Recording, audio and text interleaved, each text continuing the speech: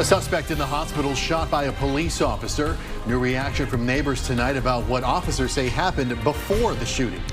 Fog and drizzle outside now ahead of a warmer Saturday, but a colder Sunday.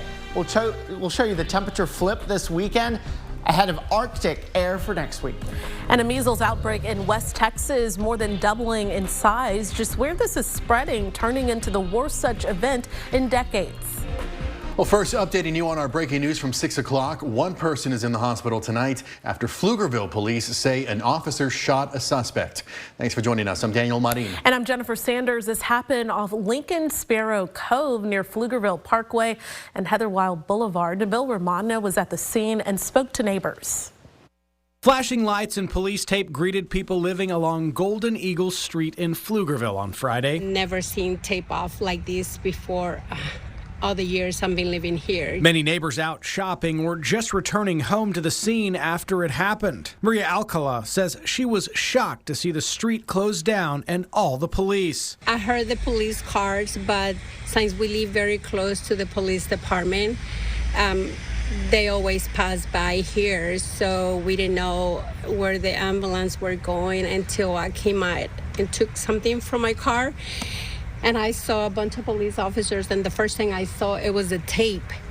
So I was assuming or guessing that I was something serious. According to the Pflugerville Police Department, at about 3:40 p.m., officers attempted to stop a stolen vehicle on Lincoln Sparrow Cove. That's when the vehicle collided with an officer's patrol car and stopped. At that point, police tell us the suspect took off on foot and led officers on a brief pursuit. According to police, during that pursuit, officers observed the suspect pull out a handgun. That's when the department says an officer fired. The suspect ended up in the hospital. Alcala says she's happy her family and neighbors were unharmed. So normally that's the time when my daughter come back from school, and you never know when she's parking and if somebody's shooting each other, never know when that's going to happen. In Pflugerville, Nabil Ramadna, KXAN News. And Pflugerville PD says the officer involved was placed on administrative leave per department policy. No details have been released about the suspect at this time.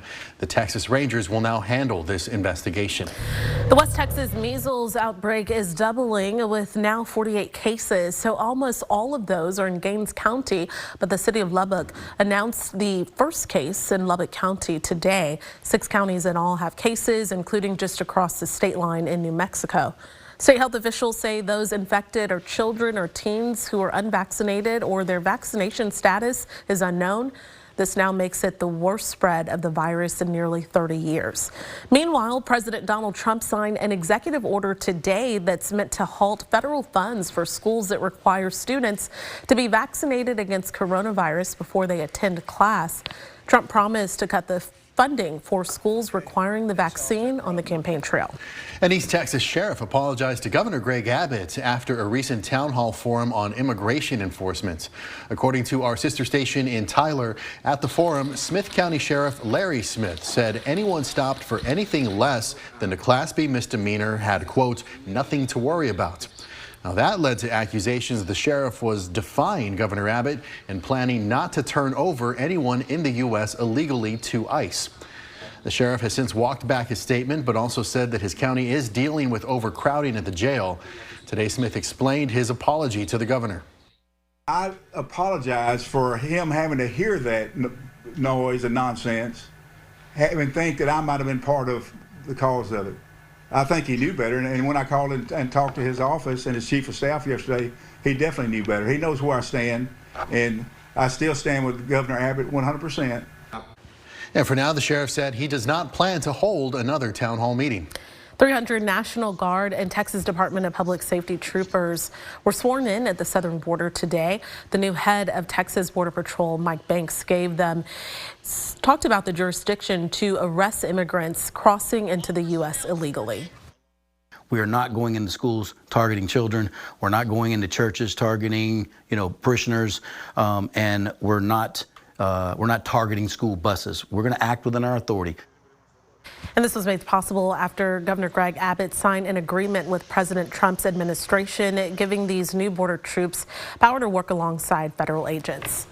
Yesterday, we told you how the Austin Fire Department said it couldn't find working hydrants at a pawn shop fire in North Austin. Well, the division chief on scene told us he suspected road construction in the area was to blame. So we reached out to TxDOT and the city and found out that was not the case, but what did happen is still unclear. Austin Water says none of the hydrants in the area had been identified as out of service or needing repairs, but a spokesperson added, quote, after yesterday's events, Austin Water conducted a field investigation of the immediate area around the fire and addressed a nozzle repair that was needed on one hydrant and identified another hydrant that had been damaged and will need to be replaced. The utility says it will continue to coordinate with AFD in the coming days to confirm that the issues they experienced have been addressed. And we as well will continue to push on this issue and keep you updated. Okay, damp and drizzly today, and people are wondering, will we see some sunshine this weekend? Yeah, we will. Tomorrow afternoon. I do want to take you back in time. Yes. 4 years ago, right now, wow, this is what it looked like here in Central Texas. This was that snowmageddon of a storm that brought a little under 6.5 inches of snow to Austin's Camp Mabry. This was before the power went out for a significant length of time and of course led to so many problems, but it was pretty while it was snowing and the lights were on. Again, 4 years ago, Valentine's Day of 2021. Let's take you out to how it looks right now. The visibility is reduced, but not from snow, from fog and drizzle and some very light raindrops as well. This is how it looks from our downtown Austonian weather camera looking down. And the fog has become more widespread. The visibility is lower. Most of us seeing visibility 1 to 2 miles. So not particularly dense in most areas, although Lago Vista there with a 1/3 of a mile visibility. So just be careful if you're out and about late tonight, early tomorrow. There could be some dense fog in spots. We also have the drizzle and some spotty light rain showers too. So it's a damp evening for your Valentine's Day evening. Middle and upper 40s from the Metro East into the Hill Country is where we have the 50s. We actually expect our nighttime temperatures will rise slowly through the night. So our low temperature tomorrow will be 48, and that should happen around midnight, and then we'll head to about 50 or so by daybreak. So this weekend, we'll be tracking a temperature flip. Saturday warm, Sunday chilly. We'll take you through both days so you can plan around it. Slight chance for a wintry mix next week. We'll show you the early timing for that ahead of the coldest night of the season coming later in the week. All right, Nick, thank you so much. After a series of devastating wildfires that killed more than a dozen people and forced tens of thousands from their homes, Southern California is now having to deal with a new problem: flooding and mudslides. A storm system delivered several inches of rain to Southern California. As in Malibu, hours of rainfall triggered a mudslide that sent mud, water, and debris down hillsides onto Pacific Coast Highway. And as of this morning, more than 4 million people were under a flood watch in the state. The National Transportation Safety Board released some significant updates today on the crash between an American Airlines regional jet and a Black Hawk helicopter in Washington, D.C. The chairwoman says in the final 2 minutes before the collision, air traffic control told the Black Hawk helicopter to look out for the passenger plane already set to land, circling at runway 33. But she says the cockpit voice recorder didn't pick up the whole message. We do not hear the word circling on the CVR of the Black Hawk. And she added that 17 seconds before the crash, air traffic control told the helicopter to pass behind the plane, but helicopter's pilots did not hear that. And then 1 second before the crash, investigators say the airplane's nose was pointed up, the climbing controls were up to the max, and that at impact, the helicopter was at 258 feet. It should have been at 200 feet. 67 people were killed. The NTSB is expecting to release its preliminary report by the end of the month. Mexican President Claudia Sheinbaum said that her government wouldn't rule out filing a civil lawsuit against Google if it maintains its stance on calling the stretch of sea between northeastern Mexico and the southeastern United States the Gulf of America. So this comes as services like Google and Apple Maps renamed the Gulf of Mexico over the last few weeks after President Trump issued a decree to rename the body of water. An Associated Press analysis of the changes showed that the name only changed to the Gulf of America for American users. Sheinbaum said the president's decree is restricted to the continental shelf of the United States because Mexico still controls much of the Gulf. it was not immediately clear where such a suit would be filed. Texas-based Igloo is recalling more than 1 million of its popular coolers due to concerns over fingertip injuries. The recall involves 90-quart flip-and-toe rolling coolers. Igloo says the handle can pinch and then crush someone's fingertips. There have been a dozen reports of amputations, lacerations, and bone fractures. The affected coolers were manufactured before January 2024. If you would like to check yours, the dates are printed on the bottom of the coolers. Combining forces to sustain and grow Austin's creative sector. That's the goal of a new Office of Arts, Culture, Music, and Entertainment. The city made the announcement today. KXAN's Sarah Alsheh explains why some people in the music scene say this is a very good thing.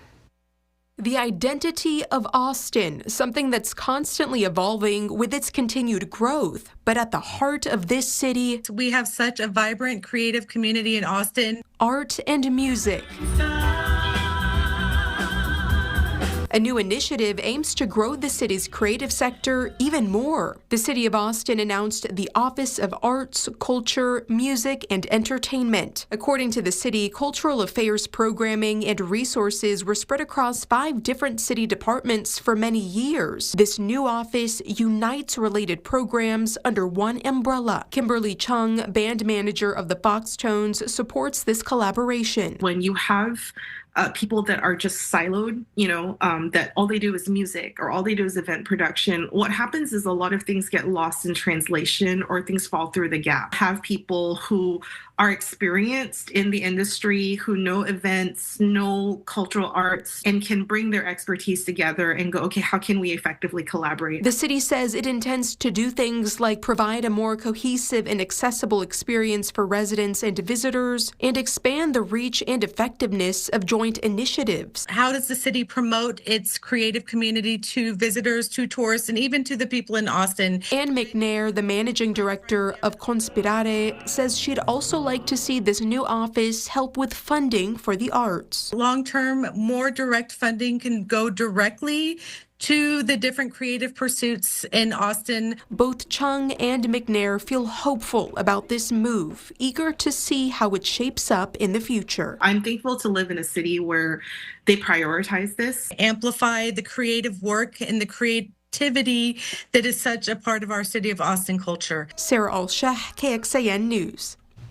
Austin City Manager T.C. Brodnack said the idea for this office came to him after months of working with numerous organizations and individuals dedicated to the success of Austin's creative community. In a statement, he said, quote, under a unified office, we can improve how we provide services and create synergistic opportunities that attract tourists, generate revenue, and elevate Austin's profile as a cultural destination. Well, more than 23,000 distance runners from all over are in town for the Ascension Seton Austin Marathon, Half Marathon, and 5K this Sunday. Today, runners grabbed their bibs and other goodies over at the Expo Center, I should say the Expo at the Palmer Event Center. Now, there were a number of running-related booths and even a runner's twist on Austin's iconic I Love You So Much mural. It said, I love running so much. Now, one participant we spoke with today says this is the first time he is running the Austin Marathon. I've been training since October, so hopefully everything goes all right. My mind is just, I want it to be done. I want it to be there on the course. Everybody told me so much good things about the Austin Full that hopefully everything's going to be all right. And the race kicks off at 7 a.m. on Sunday. Right now on KXAN.com, you'll find a list of all the road closures.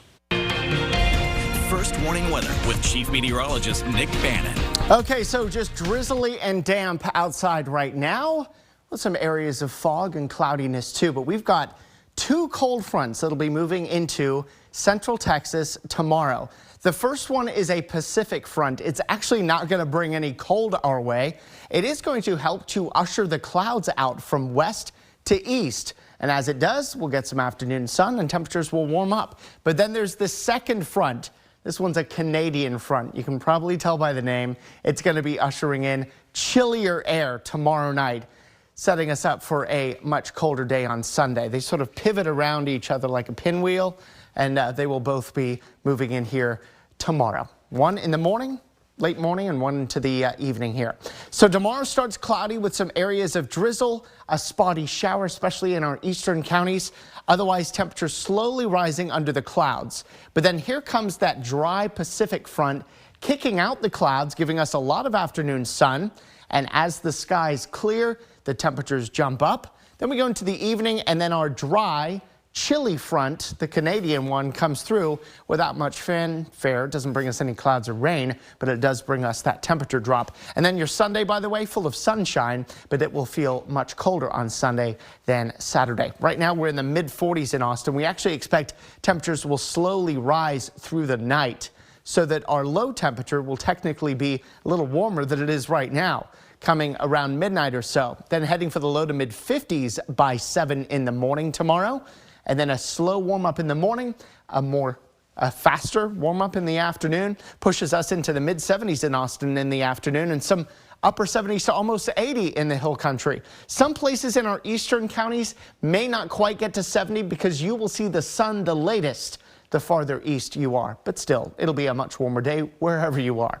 Then tomorrow evening, that second front comes in. The temperatures drop very quickly. We'll be starting your Sunday morning and the Austin Marathon in the 30s before temperatures bounce back into the mid 50s, which is still chilly for your Sunday afternoon with a noticeable breeze. So your Saturday, the clouds to the sunshine, 73 for the high, and then a breezy sun and a cooler day on Sunday with a high of 55. If you are running in the marathon, it'll be starting in the mid 30s, 40 by 9, 46 at 11. Of course, if you're a spectator just standing there, you're going to get cold as well. Then we start talking about another storm coming in second half of the day on Tuesday, but with temperatures in the 60s, it should come down as rain. However, if there's any of this lingering moisture during the middle of the night, as temperatures drop below freezing, there's a low chance for some spotty freezing rain before drier weather takes over on Wednesday. So a 40% chance of rain on Tuesday, 20% chance of a leftover couple of showers at night, but those nighttime lows drop into the 20s. That's why there could be some spotty, icy areas, and then drier weather on Wednesday with just a 10% chance of leftover precipitation during the day. And then we jump ahead to next Thursday morning. This should be the coldest morning of the whole week with widespread teens, even in Austin. That morning low of 19 in Austin would be our coldest morning of the whole winter so far. We get up only to 40 in the afternoon on Thursday, 45 on Friday with a mix of sun and clouds as we try and claw our way out of the cold. All right, Nick, thank you so much. Accepting a new reality as the home they once knew has changed. This Sunday, we sit down with native East Austinites, preservationists, and community leaders as we share their history, their current reality, and what's to come. I do miss the days of walking around 11th Street and actually seeing people that look like me. It's very lonely. It's very hard rendering.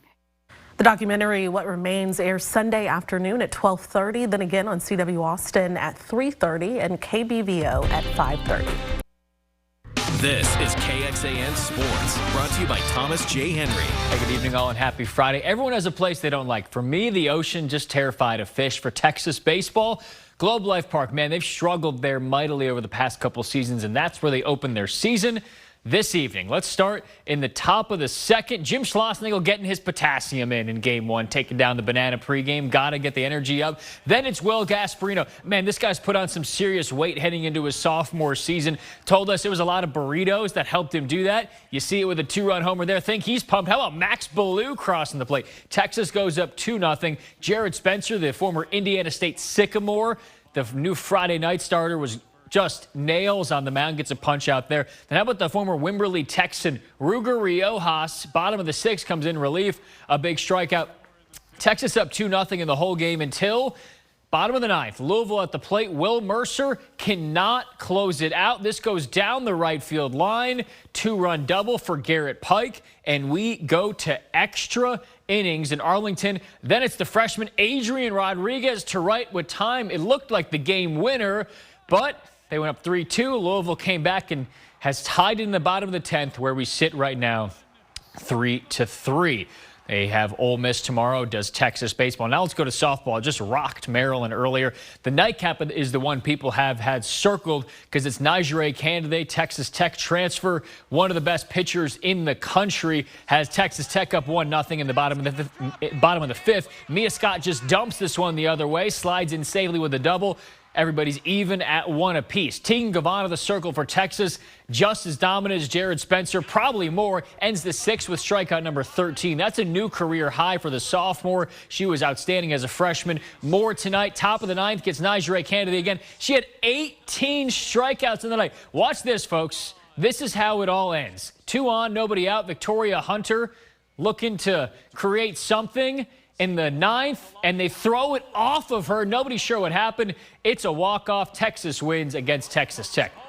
Okay, let's go to Texas women's basketball. They're playing really well right now. A night ago, played against Georgia Amore, one of the best scorers in the country, held her to 5 of 16 and 5 turnovers. Rory Harmon, so good on the defensive end. She's only scored in double figures once in the last 8 games, but some big defensive plays from number 3 have her coach really believing in what she's able to do. Hard to shake Rory Harmon. And it's amazing to me when I watch her, knowing, what happened, where she was, and now where she is. She's just, she's really amazing. But she's impacting the game so much on that end, and then running our team and having a presence. And so I think defensively, she looks really good to me. Another top 10 matchup. Longhorns host LSU Sunday. More sports over on KXAN.com.